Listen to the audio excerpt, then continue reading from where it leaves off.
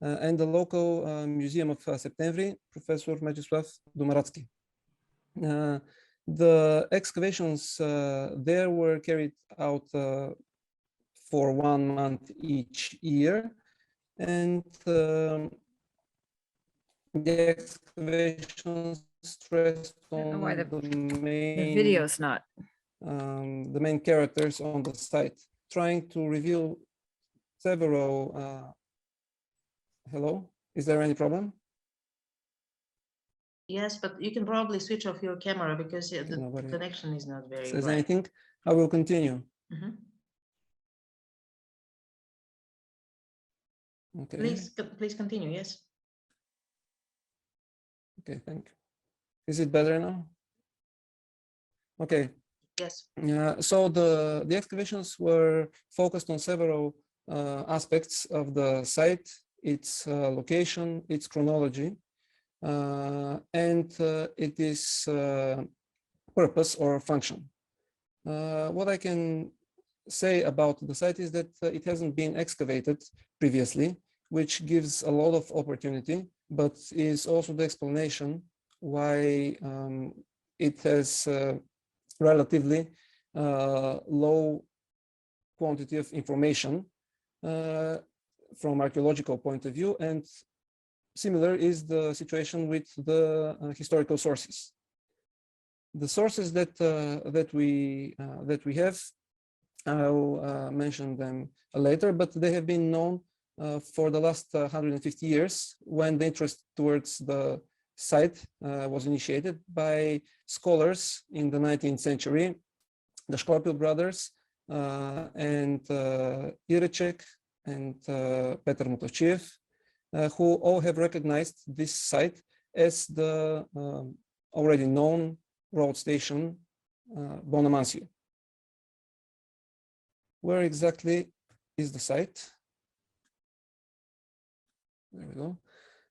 Now, if you can make your way around this map, you can probably recognize the eastern part of the Balkan Peninsula with the supposed route of the most important road during this is the route of the so-called Via Diagonalis, or the military road of the Roman Empire, a road that has existed in this particular area, and probably along the same route for hundreds, if not thousands of years.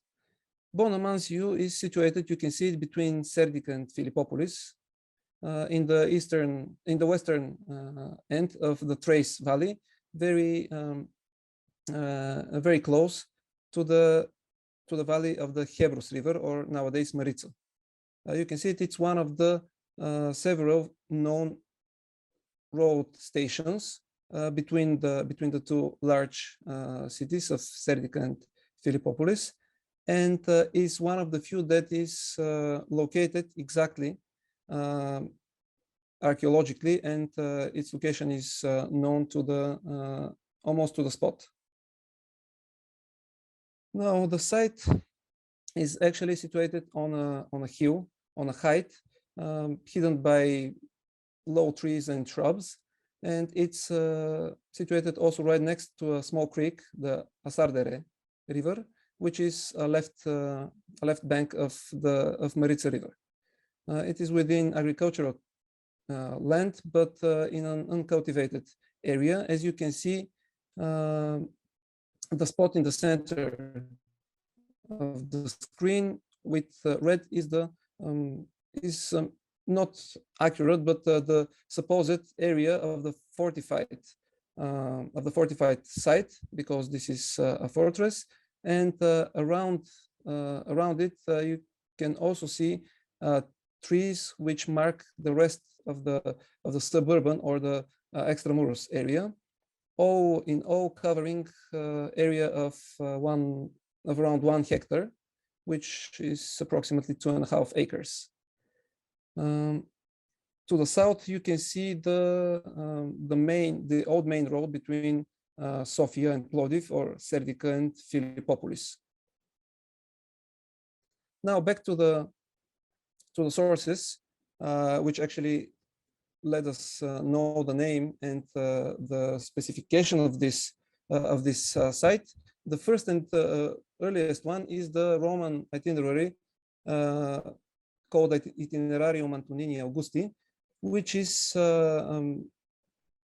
named after the emperors of the Antonine dynasty in the 2nd century, but most probably relates to the date of the second part of the 3rd century, or at latest the time of Diocletian, or that period is the latest moment that it can actually refer to. In this source, the site is called Mansi Ulysses. You will see later on that the name is not that important, because the location is set from Philippopolis, and here it says that it's 44 miles from Philippopolis. The next itinerarium that we have as a source is the so-called Bordeaux Vitilarium, or Itinerarium Burdigalense. It is a source wrote description of the voyage of a Christian monk starting from nowadays Bordeaux to the Holy Lands and Jerusalem, which happened in 333 AD. And in the same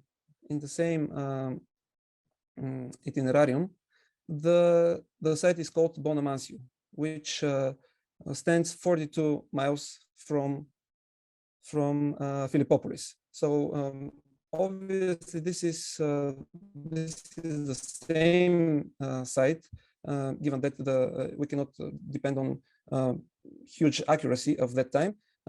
Also, the road might have shifted a little bit over the 100 years between those two sources. These are the two sources which put this site west of Philippopolis, pardon me, up until the 4th century.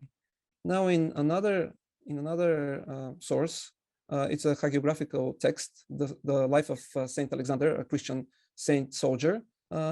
His voyage toward Constantinople is also described, and he passes through a place which is called Castron Bonamancio, which is around 40 miles from Philippopolis. Obviously, it refers to the same spot, but here you can notice that it's already called Castron, which defines it as a fortified place, and it has just acquired the name Bonamancio from the Mansio period of this site. It refers to the 6th century, and probably at that time. Furthermore, archaeologically, we proved that it's true. The site was still standing, and it was in exploitation. Now, a quick word about the Mansio, so the type of road station that this must have been during the Roman period, so 3rd and 4th century. Here I have found a few good reconstructions, graphical reconstructions of this type of road station. It is self-sustaining structures around it, possibly a little village, possibly some storage facilities like horeums, stables, definitely. Very often it has peristyle construction, and it was meant to host the travelers, mainly of the official administration. Before 4th century, the different types of road stations were very strictly separated, and Mansio was an overnight stay station, which meant that people stopped there for prolonged rest between their next voyage. In our case, we still have not come upon such structures.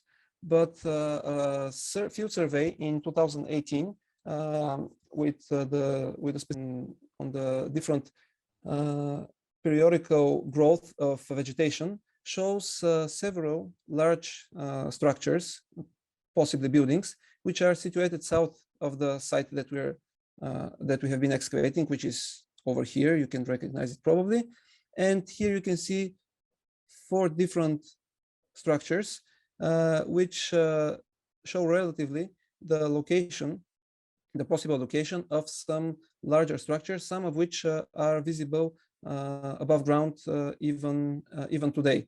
If you notice, they are situated around the modern day road, and in this particular section of Via Militaris, it is most probable that the modern road was overlapping the ancient road.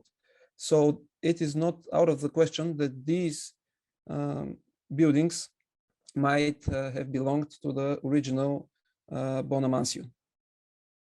Now back to the site that we excavated.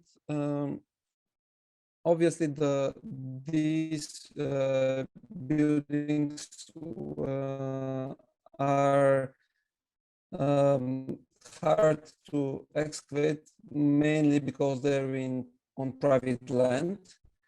But the most prominent point of the area is the fortress, which gathered so much interest in the 19th and early 20th century, and this is where our forward. The excavation started with the revealing of the, as we suppose, the main gate. This is the eastern and most convenient for access place of this complex. You can see it is a massive masoned structure which has 2 flanking towers or areas which supported a larger over the gate tower, and you can see both on the plan here and on the picture, on the drawn picture, that there have been 2 very prominent periods of the building of this complex. This is actually our main evidence for the chronology of this site. The first period here, it's just marked as first period because we don't know the exact building date, but it can be dated to the 4th century when this whole compound was moved on this hill. And then the second period, after some probably devastating event, was of the fortifying of this structure. You can see it here. The 2 building techniques are very different, and it's very obvious that they were separated by a big period of time. Here you can see the fortification. This is the first period fortification, the large blocks that you can see here. They were extracted from a nearby earlier site from the classical and Hellenistic period, also known from Balkan Heritage Project's Emporium Pistirus, which is some 2.5 kilometers south of Bonamancio, and obviously the building material from there was so convenient that nobody even thought to.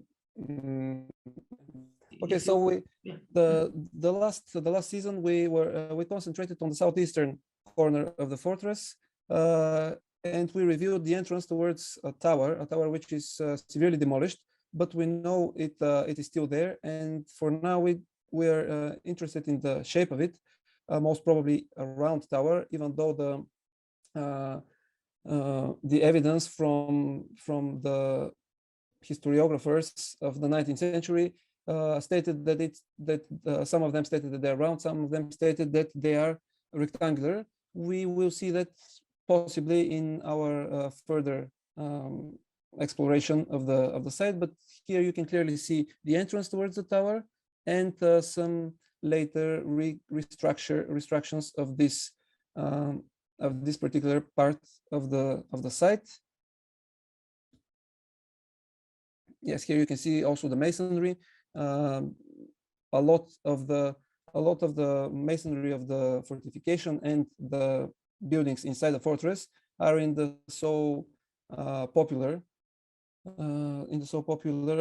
masonry opus mixtum, or mixed work. Here you can see the rows of bricks with the carved rocks, which are alternating in rows. In different sections of the site, different structures were found that showed that it was pretty populated and used to the fully the area of the inside, mostly with some economical purpose. Here proof of that, but it is very probable that a population of common character lived within the walls too. Further proof for the variety of the different types of structures that we can expect is this representative building, which is right next to the entrance. And in the period when it was built, and this is the 4th century, so along with the fortification, you can see that it has pretty ordered and probably costly masonry of bricks, and this here appears to be a pillar, so there might have been a gallery, a porticus, in front of an actual larger representative building. In the 6th century, which is the levels that we have reached, this gap here has been blocked. Smaller and much less massive walls were built, and the building was separated in different pieces. Here you can actually see a spolia, or a piece of a marble that was used in the masonry of this little wall separating the building. Looking at this structure, I can say that different types of buildings can be expected within the walls. Most probably an early Christian church too, which is the most typical case in the fortified settlements in late antiquity, and especially in 5th and 6th century. But for now, we have only registered several buildings which have been touched or harmed by some modern intrusions by treasure hunters. The area of the site is too big for now for us to check everywhere about the structures that we might be interested in. And not only the life within the walls flourished in the extramuros area. There is evidence about presence in the fort through the 6th century. Here you can see two pits which were probably dug into the local rock for storage purposes, and afterwards they were filled with trash as we have uncovered them. On the left, by the way, you can see a real life-size index finger of a bronze statue, which is pointing here towards the exact spot it was found. Obviously, it is part of the materials that were scattered around, but it shows that some earlier representative building was situated nearby, and possibly the rest of the statue was used for melting down for the material. There are several other earlier items that were found nearby, mainly from the 2nd century, but they cannot be assigned to any of the buildings and structures we have uncovered, and probably come from a nearby location and have not been deposited here in situ, where they actually existed. Talking about the earliest materials, I can say that the road,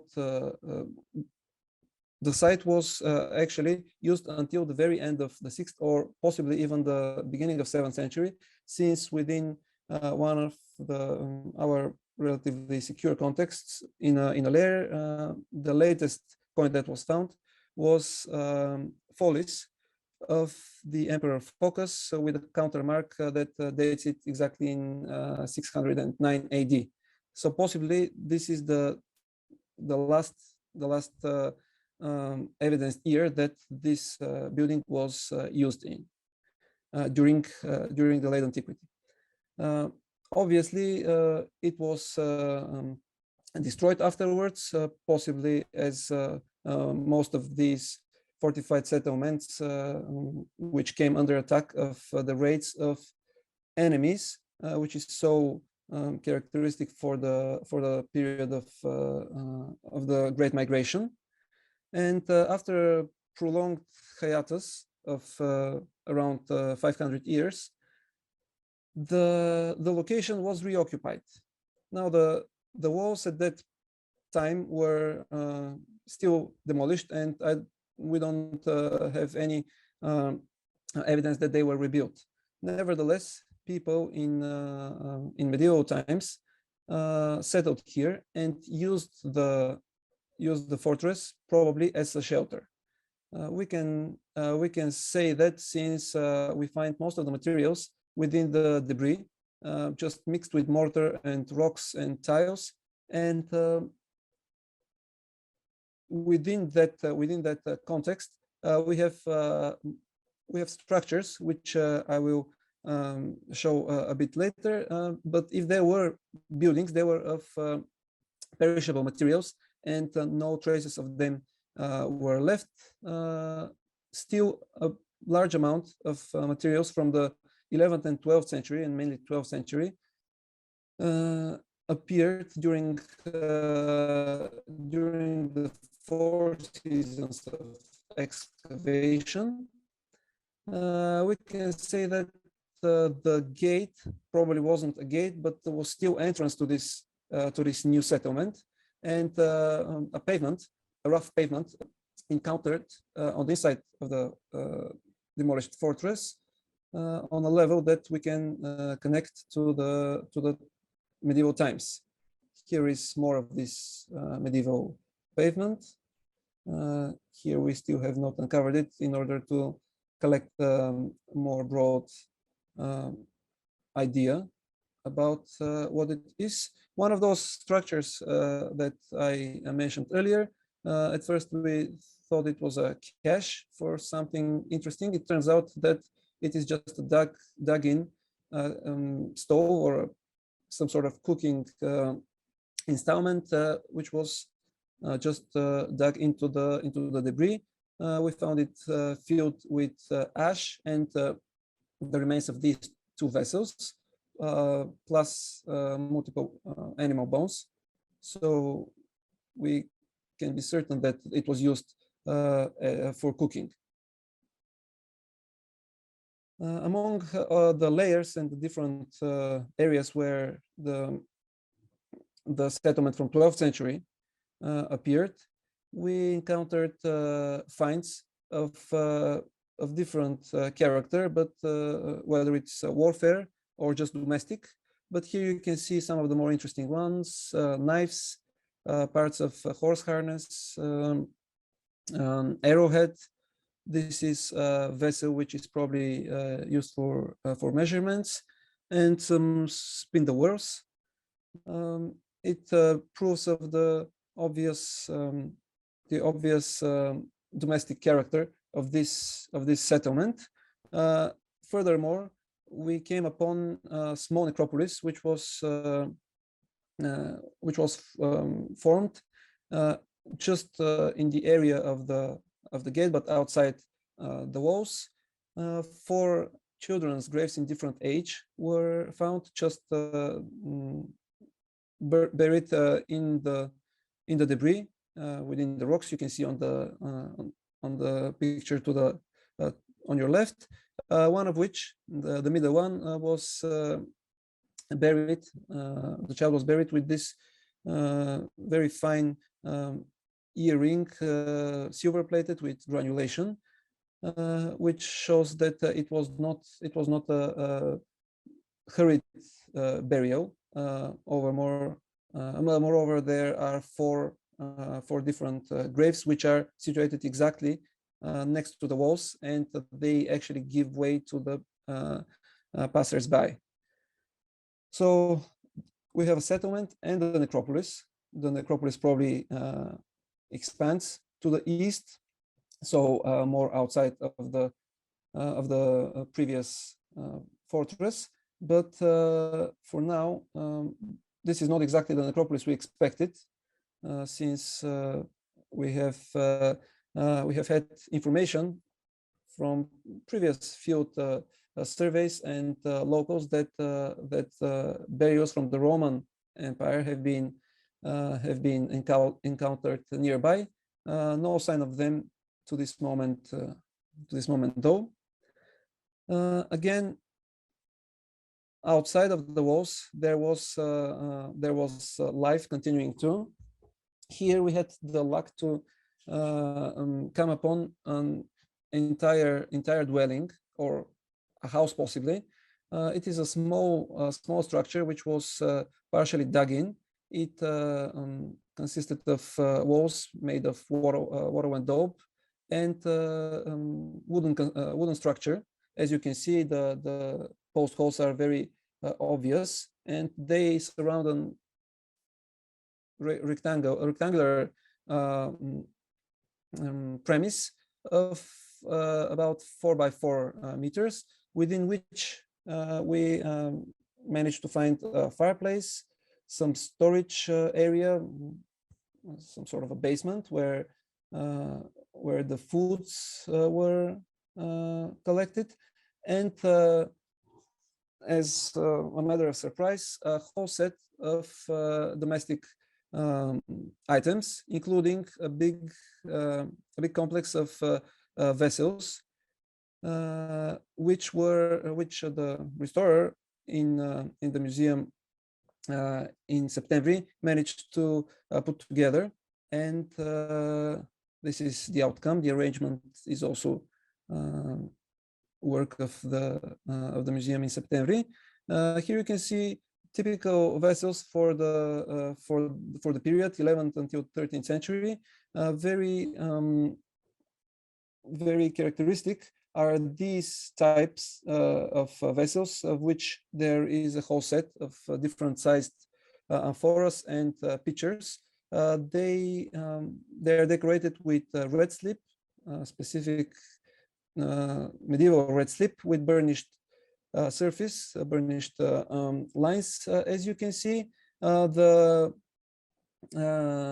mica slip here, or the gold-like effect that appears on these lids, is also very specific decoration, and this particular set probably can be dated to the 12th century. This type of pottery is spread around the western part of Thrace during this period. The house itself, the dwelling, was burned down, and we have evidence that it happened probably at the end of the reign of Manuel Comnenus, around the end of 12th century. Under what circumstances is, of course, a matter of speculation. But we can say that in the 12th century, this whole site was reused, and it was once again populated, even though it was not with the same characteristic and purpose as it was during the late antiquity, when it was the so-called castellum, or the fortified settlement. Another interesting result that we had from this medieval dwelling was archaeobotanical analysis of some of the remains, and it turns out to be a burnt loaf of bread. Here you can see the different ingredients of which it consisted. We can say that we're lucky that we had such a rich, closed context, which we managed to investigate fully, and hopefully there, of course, would be more structures of these around. This is prompted by the multitude of finds which are scattered on the surface around the fortress. The next period of the settlement of Bonamancio is connected to this village nowadays, the town of Vetren, which was settled, founded in the beginning of 15th century, and possibly at that time the robbing of the building material from the walls of the fortress started, and until the end of 19th century, there are sources telling us that the locals just stripped the walls from its main from the rocks, from its main ingredient. Nevertheless, as you saw, the fortification is still standing up to the impressive 3 meters at most of its part. And this particular site, even though not the Roman road station, represents a really good representative of the late antique fortified settlements within the inner provinces of the empire, and such as it are just briefly two more examples of similar sites which have identification as Roman road stations, but the excavations have encountered late antique fortresses, castles. The first one is Karasura, just east of Philippopolis. Again, known road station, which has been excavated within its late antique period, and Castra Rubra, another fortress, which is dated to the 4th, 6th century, here with a little section of the Roman road nearby, which near Bonamancio we didn't have the luck to find. Thank you for the attention and patience. Well, thank you very much, Alex, for that very interesting and informative presentation summarizing the results of the excavations in the past not the past, but in these 5 seasons which we managed to have at Bonamancio. But before we continue with the discussion, I would just like to first to say that we from the Balkan Heritage Foundation are planning to reopen our field school program. So in the next 10 days, we're going to publish the projects which we are planning to organize in the next season. And one of them is going to be the Bonamancio Field School, taking place during the usual time of the year, at the end of August, until the last day, until the 20-something of September. So again, in the next 10 days, you will have the chance to get more information about this project and some of the others which we're going to open in the next year.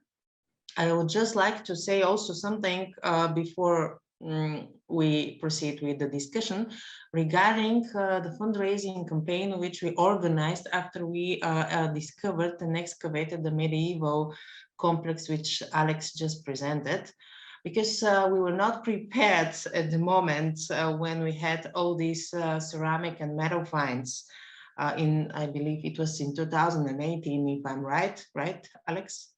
18 or 17? The pottery, when it was restored or when it was found? No, we found it in 2017. Yes. Probably. Yes. So we organized a fundraising campaign, and part of our students supported it. After also we organized a presentation of the campaign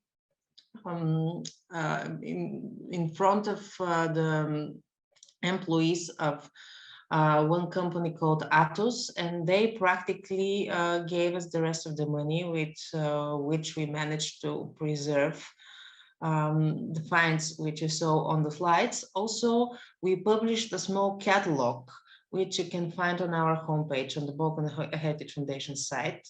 Now we are in the process of publishing a bigger catalog, which is summarizing the results of the Balkan heritage activities in the past over 13 years, publishing finds of the archaeological and the excavation and the conservation projects we had. You soon have the chance to see it also on our homepage. Yeah, so please, let's continue with the questions you all might have. Please put them in the chat and we can start. So the first question is by Karos Nair. Thank you for your presentation. Were the medieval graves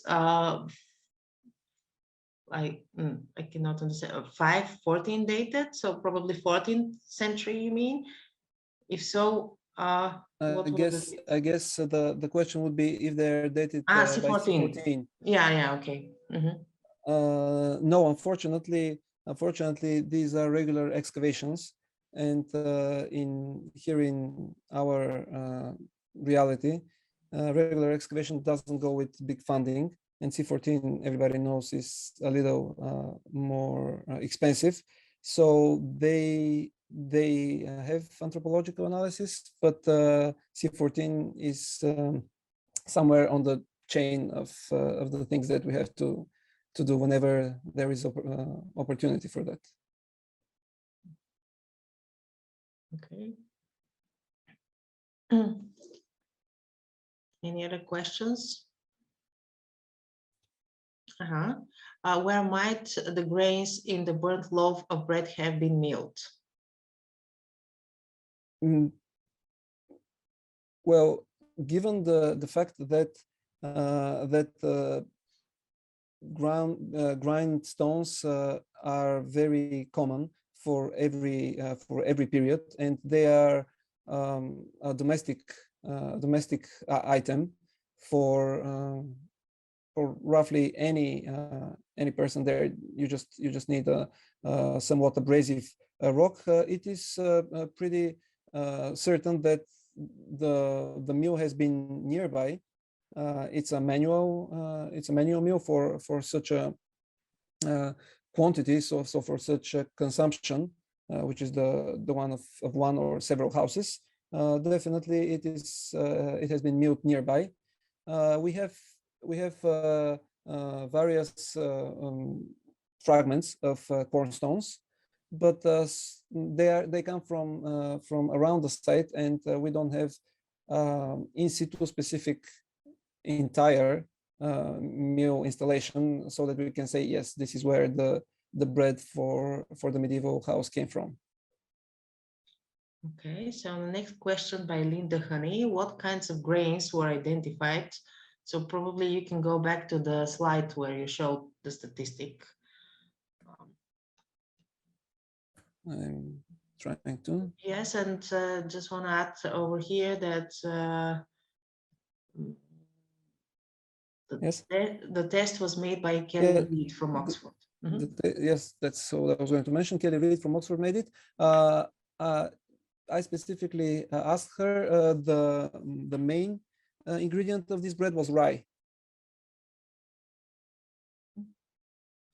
Oh, it was a very fortunate find anyway. So we were not sure what we collected in 2017. We only got to know the content of this burned stuff in 2019. It was really fortunate thing to know. So next question, again by Carol Schneider. What is a cereal byproduct?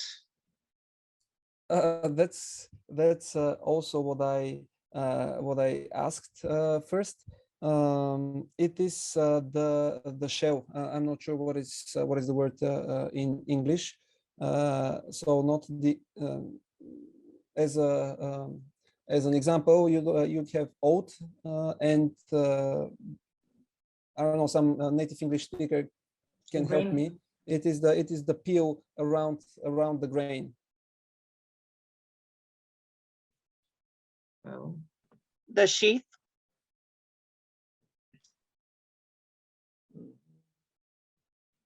the husk, Linda said. Mm, Okay. Urlain, it would be bran and fibrous part of the grain. Okay. yes. Well, further questions? Carol Schneider, was the focus of Roman road stations travelers on the military road, or keeping peace in the surrounding settlements? It depends. It depends for which specific period we talk about and the type of road stations that we talk about. Road stations were it's a long talk, but road stations were settled between some sections of the road, and in third up until the 4th century, each of them served different function. For instance, the statio or statio, where the nowadays word station comes from, was specifically a police, served as a police department where the guarding of the road was aimed. In the mancios, they were just like hotels, like inns, which were helping mainly the officials, but also regular travelers to stay in and rest. After the 4th century, the difference between the different types of road stations just was washed away. From sources we know that different settlements were called with different names, and possibly they were just gathering all the functions that the original stations had separately. And then Buyan Dumanov is asking, because the terminus antiquem of the sites around is the late 12th or beginning of the 3rd century. Could you relate the end of the medieval period with the Crusaders? Yeah, that's very interesting question. I also thought about that it's possible for the 3rd crusade to have passed. We know that the land part of the crusade passed through here with an enormous army, and they were not kind to the people. So if I have to connect it to some event, it would be the 3rd crusade. Even though for now we don't have certain evidence. The one thing that gives us a pretty good idea of the time of when the settlement was destroyed was that within this dwelling we have found a coin from the later reign of Manuel Comnenus, so around the 70s or around the 70s of the 12th century, and it was burnt with the whole with all the items within. It was found in the bird wood on the floor. So we are pretty sure that this is when this is a terminus postquem for when the building was burnt down, and possibly at some year which is close by to the use of this coin. Okay, thank you. So Caroline Snively is asking, was it common occurrence that fortress replaced road stations in late antiquity in order to guard the road? I think yes. This is why I showed the other two examples from the other two sites. Just they're just examples of sites that were excavated in this area, but as part of the process of fortifying the life in general in the fourth and afterwards centuries, it's very common that the settlements which existed around the road stations just moved behind the fortification walls. Well, thank you. Then Carol Schneier is asking, to what extent was the Roman station supplied by the Roman army versus obtaining supplies from the surrounding area? At this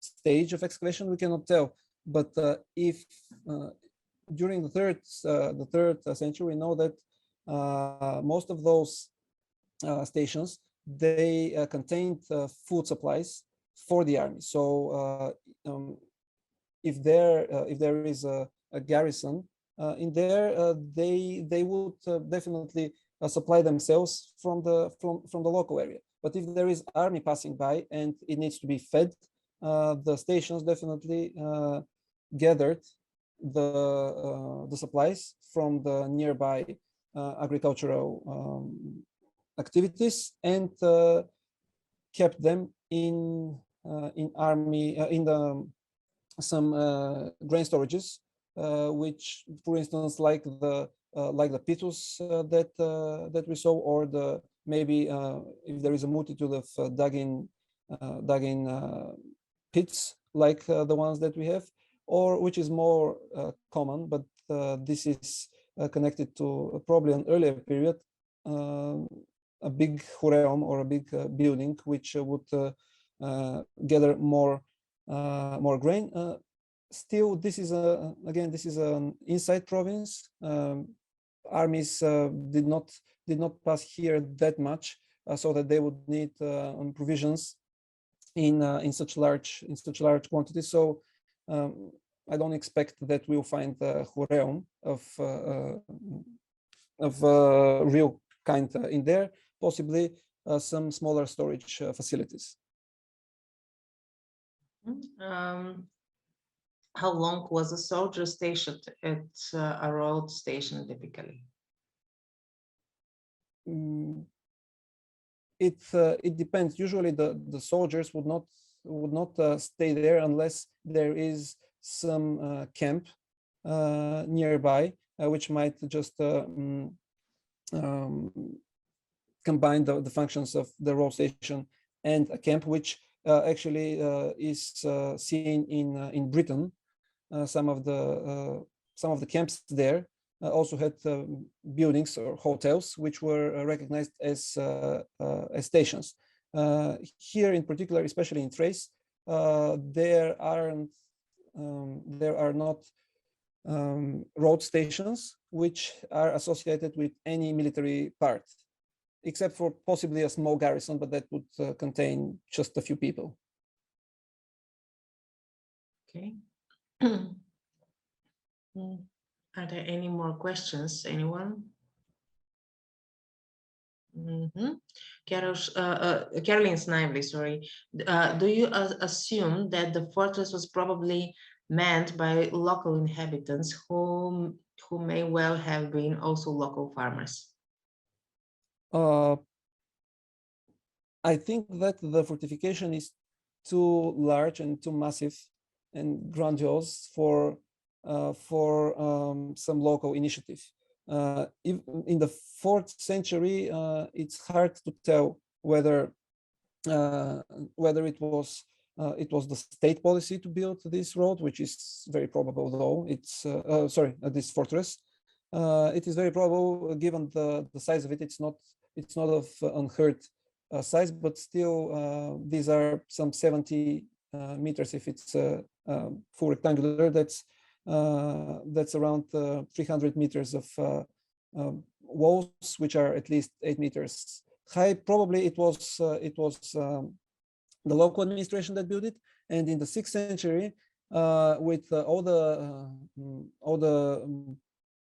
floor tiles that we found, and the big second wall, which is another 2 meters wide, fortifying the entrance. I believe that it might have been part of the program of Justinian of rebuilding or fortifying some settlements, even though Bonamancio is not mentioned in Procopius for the buildings, the edifices. So probably this fortress was a work of the officials. Okay, thank you. So Karasura is asking, were any coins found, either medieval or Roman? Yes, most of the finds on the site are coins.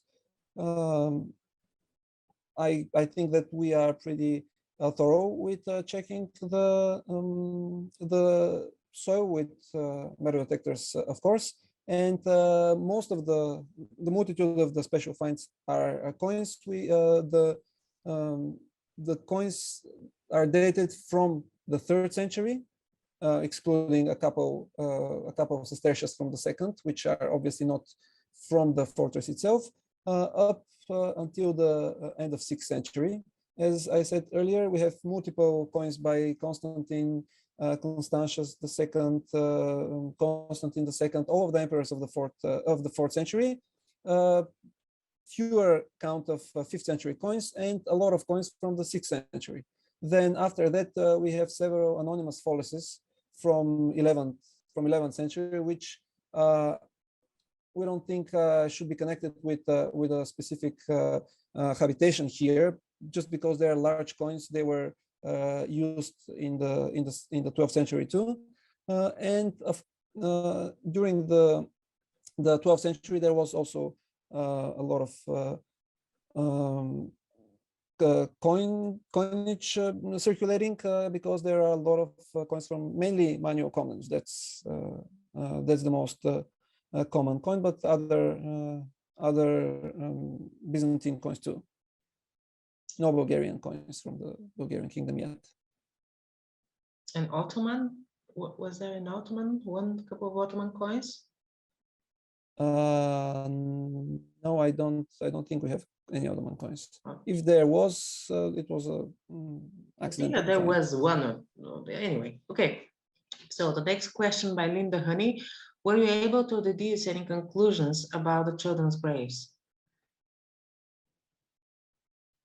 The only thing that is more unusual about the graves is that all of them are of children, which means that possibly there was some sort of a famine or some occurrence, some situation that affected the more vulnerable, because so far we don't have an adult burial, adult grave at this point. Other than that,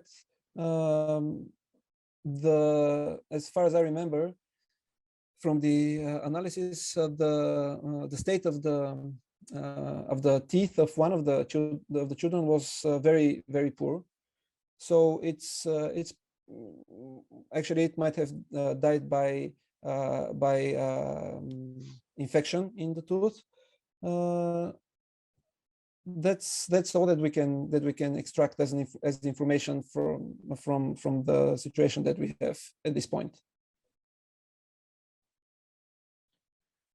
Okay, so Karosh Nair is asking, were any religious artifacts found? Yes, one, we found a piece of a chest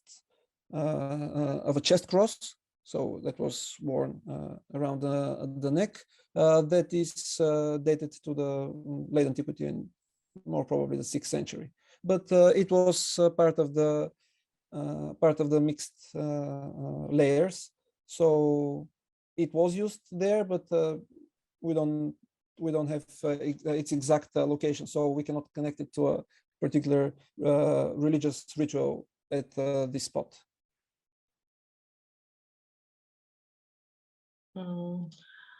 Was the road used primarily for military purposes or civilian travel or trade? That's a question still to be answered. It's called Via Militaris. Via Militaris are called all of the main roads which the army used for its fastest movement. And this is the easiest, well, one of the two easier ways to cross into Asia.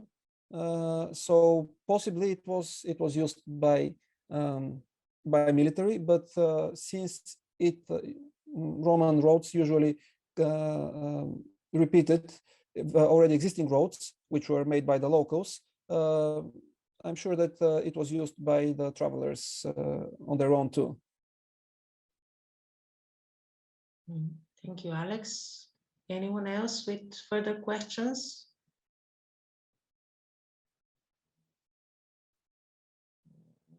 I'm expecting the next season, so I'm sure that many more changes are going to appear over there, and there are many unfinished contexts which we left in the last season.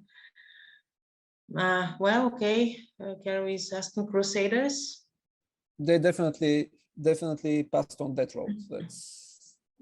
That's certain. It was a huge army which couldn't have passed anywhere else. Well, it depends on which crusade, of course, but the ones that came through Thrace, so the parts of the armies that came through Thrace definitely came here through that area. The Hebrus Valley is the place which is very rich in provisions. So the Crusaders need to be fed the least, and they would choose this way, especially in the third crusade. They were probably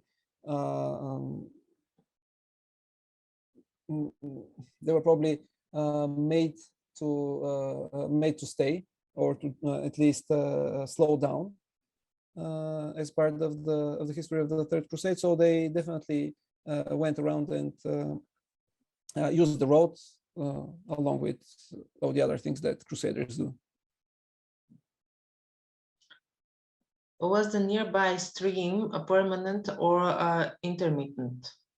It's hard to say, but since there isn't any other source at this point found nearby, I would assume that it was permanent, and probably even larger than nowadays, because it is a creek. It is a creek right now. There is water all year long, but in the summer it gets really low, really dry. Given the fact that there is a whole fortress and possibly the road station built nearby, it must have been enough to supply with water.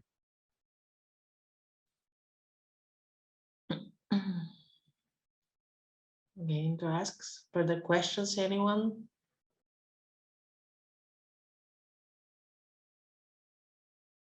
Okay, can I ask a question then, Alex? What are your intentions for the next season? Where to continue with the excavations?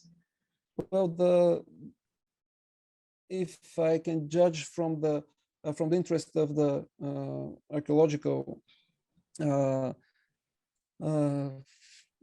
society in Bulgaria, the most interesting part for everyone is the fortification.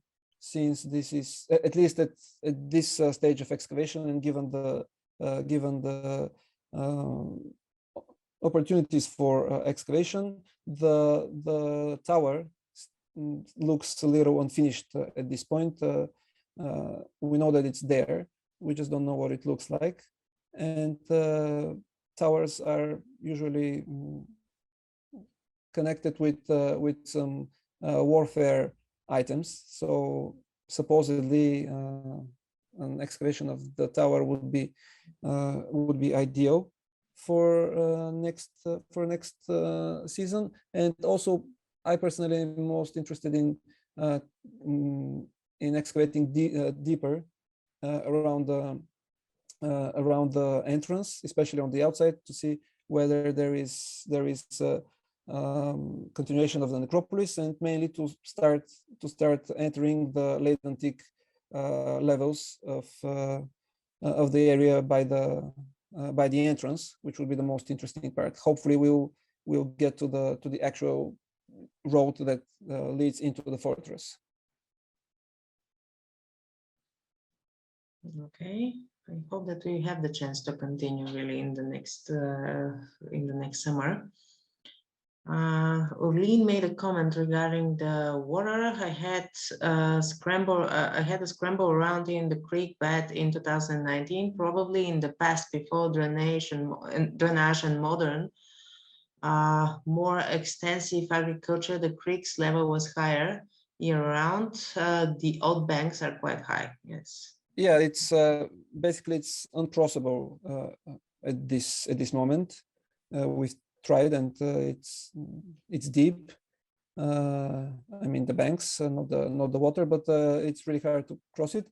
But also there are several water supply pipes that pass by. So probably the water where it comes from goes into these water supplies. So it's robbed from its waters. Okay, another question by Karol Schneier. Do you speculate that the medieval building was solitary, far from a settlement, or in a tiny settlement? I would speculate, because yeah, it would be speculation, but I think that there would be multiple dwellings like this. Otherwise it would be hard to explain why it was exactly on that spot, which is in no connection to the wall, so it didn't use any protection or shelter. So I think that there have been more of these, and probably not even a small settlement. It is very possible that a lot of people were settled there. Especially if we consider the pottery, which is of somewhat high value. A solitary family or some person would not just keep that many vessels of good value just for themselves. And so far we don't have evidence for any production center. Yeah. Another question, are there any indications of farm animals kept? Hard to tell. We have a lot of bones, beef bones, so they definitely ate farm animals. But whether they kept them or bought them somewhere can be told. Even though in both periods, in medieval and late antique periods, there are a lot of bone remains from animals. Actually, in the medieval period, that's most of what we have. We have just jars or pots and bones. For instance, in that little cooking installation, there were bones of a goat. So some goat was definitely cooked there. Well, definitely, sort of, definitely. Chickens, yeah. I recall that we've had bird bones Yeah, I think they ate poultry too, and they might have kept it, but until now we don't have a larger area covered in order to be able to separate different domestic units. So we cannot tell whether this house, for instance, had a place to keep stock. A question by Melissa Helm. If the pottery was of good quality and not being produced there, do you have any idea of where they come from? I am not a medieval pottery specialist, but because of that pottery, which is very exciting, it got me interested. And first of all, there is a theory that this particular pottery comes with population that has been settled there, and its origins are somewhere in Armenia. Possibly that's the origin of the fashion of these vessels. Other than that, I would not exclude, if there is a specific population making this pottery, I would not exclude the option of them having workshops somewhere near the creek in this particular site. But that's less likely. Most probably they will come from the larger workshops from Philippopolis or other areas in Thrace, where they would have the specialists to create this pottery as mass production. Sorry, about the Armenian populations, what type of pottery was connected to these people? Was that the varnished one, or? It is Maria Manova's theory. It is specifically the red slip, the medieval red slip pottery, which is also characteristic for that area. Well, is there a nearby source of clay? I'm sure there is. When we made the field surveys, we've been walking in a lot of clay, especially near Hebros, near Maritsa, a pretty huge river. Possibly it flooded the nearby valley. So definitely there would be convenient clay nearby. Haven't found anything like a workshop yet, though. At Pistirus, there is a kiln found for building ceramics, and yes, it's exactly at the river bank. So there is no. It won't be a wonder if they had something over there nearby, a production. Well, yes, well, Pistirus is exactly on the bank of Hebron, so it's much easier that way. But given the area, the flat area where the river is flooded, probably clay has accumulated all over the place, and if they needed it, they could have found it. Definitely. Maybe some analysis would help, but that would be a long stretch, and it would require a lot of funding, which at this point is not in our scope. Probably in the near future, we hope to have the chance to proceed also with that. But okay, the next question by Melissa Helm. I remember in 2017 we found some jewelry. Has this been analyzed? I don't remember which jewelry that is. We have several items, at least. There are bracelets, multiple pieces, mainly pieces of bracelets, some finger rings, earrings. I'm not sure which exactly this is.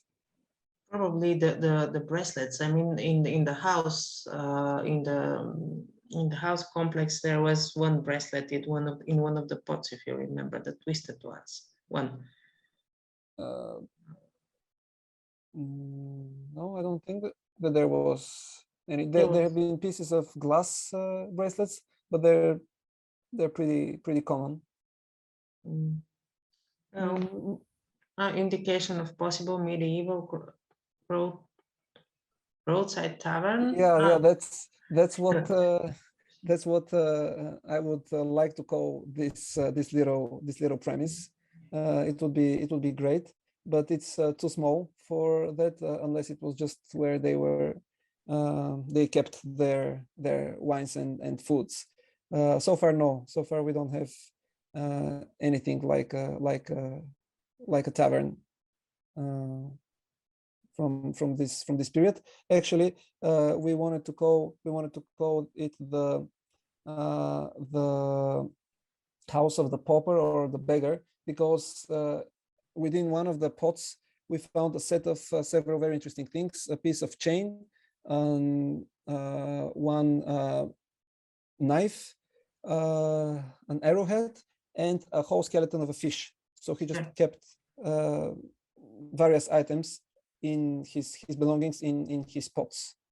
And yes, Orlin comments here also the same what I remember. There was a twisted copper alloy bracelet in a pot in the house, pretty bad condition, so may have been scrapped already at that point, but it is conserved and we have it in the catalog. Now it was just broke in two, and I think that the conservator managed to put it together. Yes, I remember that. No, it's not put together. It's impossible. It's just made out of wire. But it was one of the other items that actually gives us good dating, because they are this particular type of bracelet has been used between the 12th and 14th century, and since we don't have anything else from later periods, probably the house was actually existed only in the 12th century. Yes, it was, to answer the question, this one was restored, analyzed in a typological sense. Yes.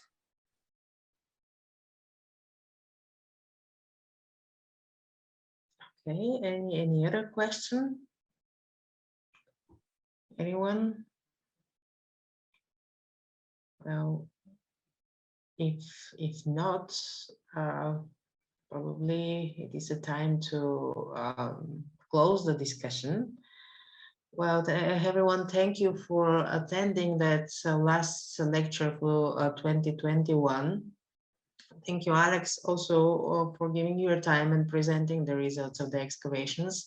I hope that in the next season we will have much more to present after the continuation of the excavations. I'd like to inform you that we will continue with our BEMA seminar in 2022. On the 8th of January, we are going to have a lecture given by Krum Brčvarov from Southampton University, who is going to talk about the Khitan shipwreck and Ottoman period shipbuilding and seafaring on the Western Black Sea. So more information will be published on our homepage in the next week. And otherwise, I would like to wish you all happy holidays. I hope that we will hear from each other again in the next year. Again, healthy, in a good mood, and hope to meet you all also in the next year when finally our life will come back to normal. So I also want to thank you all for your interest. Next year, hopefully everything would be in better shape, I mean, in the world. And if we happen to excavate, even if you don't manage to come here as part of the team, everybody is invited to just pass by as a guest and come and see what we have found. Yes, definitely. So part of the finds are still in the museum, in the Varna museum. So they are going to stay there until, I think it was the end of May or the beginning of May. So those of you who have the chance to go there will have the chance also to see some of the finds. Okay, so bye everyone.